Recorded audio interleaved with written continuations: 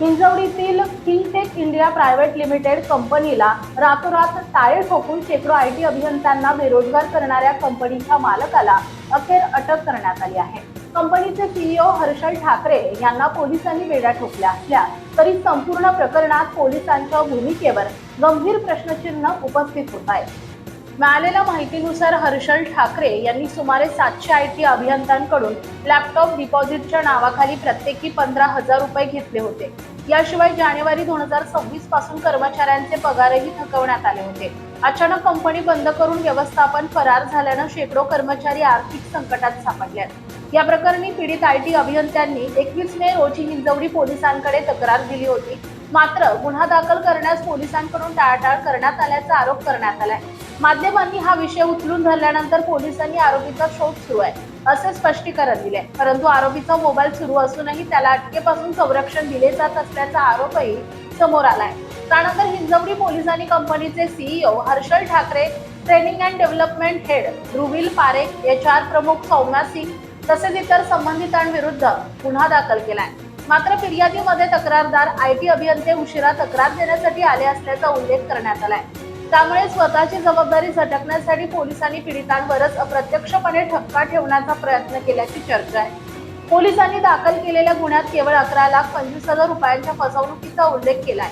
प्रत्यक्षात 700 कर्मचाऱ्यांकडून जमा केलेले डिपॉझिट आणि अनेक महिन्यांचे थकीत वेतन विचारात घेतल्यास फसवणुकीची रक्कम कोट्यवधी रुपयांमध्ये जाण्याची शक्यता व्यक्त केली जाते। त्यामुळे गुन्ह्याची तीव्रता कमी दाखवण्याचा प्रयत्न होत असल्याचा संशय बळावलाय।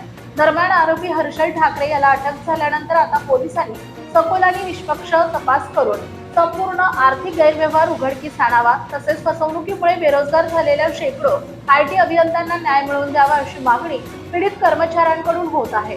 या प्रकरणातील पोलिसांच्या भूमिकेबाबत उपस्थित झालेल्या प्रश्नांची उत्तरेही तपासातून स्पष्ट होण्याची अपेक्षा व्यक्त केली जाते। सौरव राजन नायर म्हणून 25 इयर्सचा आयटी फ्रेशर्स आहे। त्याने आमच्याकडे कंप्लेंट दिली होती की थिंक टँक नावाची जी कंपनी आहे त्याचे ओनर आहेत हर्षल भानुदास ठाकरे यांनी जी थिंक टँक कंपनी चालवत होते गेरा कॉम्प्लेक्स विप्रो सर्कलला, तर त्या ठिकाणी त्यांनी अचानक कंपनी बंद केलेली आहे आणि त्यांचा 2 ते 3 महिन्याचा जो स्टायफंड दिला जात होता तो स्टायफंड त्यांना बंद झालेला आहे। आणि लॅपटॉप डिपॉझिट म्हणून त्यांनी स्वीकारले होते 15,000 रुपये पर हेड। बऱ्याच जणांचे लॅपटॉप डिपॉझिट स्वीकारले, त्यांना लॅपटॉप पण दिले नाहीत आणि डिपॉझिट परतही दिलं नाही आणि त्यासोबत त्यांचा स्टायफंड म्हणजे पगार त्यांना दिलेला नाही अशी कंप्लेंट प्राप्त होती।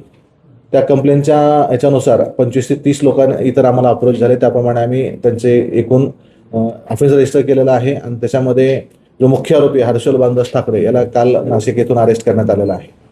किती वर्षापासून ही कंपनी आणि साधारण किती लोक त्या ठिकाणी काम करत होते? आता त्याचे तपास सुरू आहे। प्रायमरी आम्हाला 22 ते 25 मध्ये त्यांचं रिसर्च अँड डेव्हलपमेंट सुरू होतं असं स्पष्टीकरण देत आहेत आणि 25 पासून ह्या लोकांना त्यांनी त्या ठिकाणी कामासाठी घेतलं होतं आणि त्यांना काही प्रशिक्षण आणि इतर काम त्यांच्याकडून करून घेत होतं आणि त्याचा पेमेंट किंवा स्टायफंड त्यांना दिलेला नाही अशी तक्रार आहे आपल्याकडे। काय काम चालत होतं त्या कंपनीमध्ये आणि सुरुवातीपासून फसवणूक असेल? नाही, आतापर्यंत तर आमच्याकडे कुठल्या कंप्लेंट प्राप्त नव्हत्या। या मागील 15-20 दिवसात ह्या कंप्लेंट 25 ते 30 लोकांचे आमच्याकडे स्टेटमेंट आलेले होते। यापूर्वीच आता बॅकग्राऊंड आम्ही तपासतोय, सध्या तपास करतोय। हा जो आरोपी याचा बॅकग्राऊंड काय आहे, त्याचं वगैरे काय होतं?